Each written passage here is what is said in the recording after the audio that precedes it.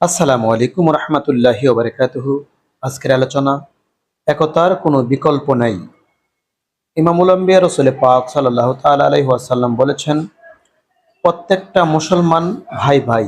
এক মুসলমান যখন বিপদে পড়বে, আমরা অপর মুসলমান তাকে সাহায্য করার চেষ্টা করব।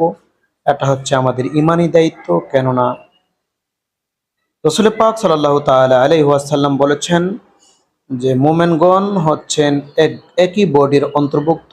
যখন মোমেনের কোনো একটি হাত ব্যথা পায়, তখন মোমেন তার সারা শরীর যেন ব্যথা পায়।